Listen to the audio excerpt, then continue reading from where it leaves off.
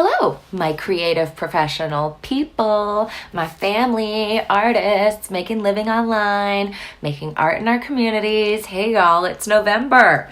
I'm Caroline Cole. Welcome to the business of storytelling. We are in the voiceover realm today, my friends. We're continuing along the theme that we've been chatting about, voice types. What's my voice type?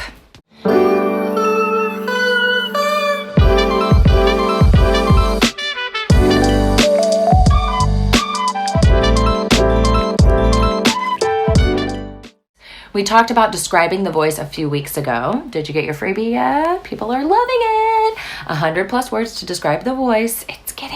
It's excellent for getting language to describe your vocal quality. Okay, this has been a sidebar. CarolineColeStories.com/freebies to snag yours now. Duh. Okay, and let's dive in.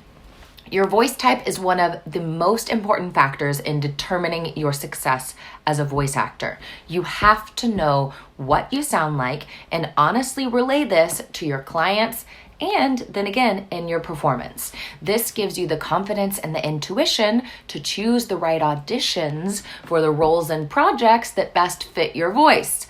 So you're probably familiar, at least generally, with the 6 main voice types that are in the singing world. For voiceover, this isn't the only way we describe our voice, but you should know this about your voice for voiceover. So let's run through those real quick. We have 6 main voice types. We've got soprano, the highest female voice. Sopranos have a light, airy voice with a high range. Mezzo-soprano, a medium range female voice type. Mezzos have a versatile voice that can be both light and full-bodied. So sometimes we call this a mix. Alto, the lowest female voice. Altos have deep, rich voice with a wide range. This is also depends on the type. So let's go. So there's 3 more. The male, we have tenor, light, clear voice, the highest male range. We have baritone in the middle. That's a medium range male voice. It's versatile, kind of like the mezzo. And then bass, and it's the lowest male voice type. It's a deep, rich voice with a wide range. And you don't have to be a great singer to know this information about your voice. So don't worry if you're not a singer or if that's not in your wheelhouse. But to determine your voice type, if you really have no idea, you might have to sing a little bit. So you want to find a piano or an app. There's an app for this, obviously, and a free one at that.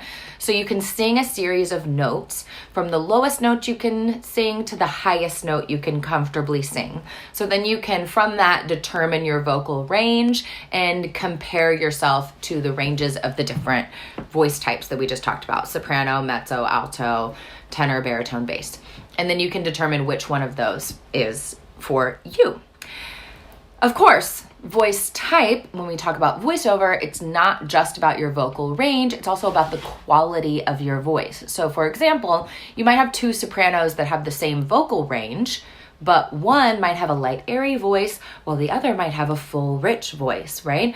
In the voiceover world, voice types are typically classified into 4 different categories. So let's run through those really quickly. These go up against and mix and match with those ranges that we talked about earlier. So we have warm. Warm voices are often described as being rich, full, or resonant. They're well suited for roles that require authority, trust, or warmth. We have bright voices. Bright voices are often described as being crisp, clear, and energetic. They're well suited for roles that require excitement, enthusiasm, or youthfulness. We have deep. Deep voices are often described as being powerful, commanding, authoritative. They're well suited for roles that require a sense of strength or power or maturity. And then we have a versatile voice. Versatile voices can adapt to a variety of roles and projects. They have a wide range, can deliver a variety of different tones and emotions. And of course, these are just 4 general categories here. There's a great deal of variation within each category. We mix and match. For example, a warm voice can be either deep or high, right? A bright voice can be either light or full-bodied. They're not just one and then the other. We can mix and match because the best way to determine your individual voice type is to experiment. and listen to yourself. So you want to try recording, reading different types of scripts, such as commercials, narrations, and characters. Pay attention to the different tones and emotions that you can convey with your voice. And remember that you might not just have one voice type. Hopefully you'll have more, because voice actors can be extremely versatile, but you want to start from where you're the most comfortable, where you can record the most easily with the least amount of effort. That's your natural voice. You want to start from that natural voice, and then once you have a better understanding of your voice type, you can start to focus on developing your voice and building skills in different areas, and that way you can grow the range of things that you can comfortably perform. As well as that'll help you audition more strategically, so you can position yourself for roles that are best suited for your voice. So before we wrap up today, there's just a few additional thoughts and ideas. If you're still struggling to determine your voice type, you want to think about and consider your speaking voice. What type of voice do you use when you're speaking normally? Right? When you have no character on. Are you speaking high or low? Are you speaking light? Are you speaking full-bodied? Right? You want to listen to other voice actors. That's another way to position yourself in the space. Pay attention to the voices of voice actors that you admire. What types of voices did they have? What do you like about their voices? And then, of course, you have to listen to your voice. And to do that, you have to record it. So you want to record yourself speaking and singing. If you're just getting into voiceover for the first time, then that is the best thing to give you a better understanding of your own voice. Listen to yourself. You also want to ask for feedback. If you're still unsure, pair up with a voice coach or another voice actor who's been doing it longer than you, who can help you nail down your voice type. And another great tool to help you determine your voice type is the 100+ words to describe the voice that is available for download now for free. That I've created this tool because I know it can be really hard to figure out how to describe your voice when you're starting. This helps you audition smarter, positions you more strategically for roles that are right for you. It's 100+ words to describe the voice. CarolineColeStories.com/freebies.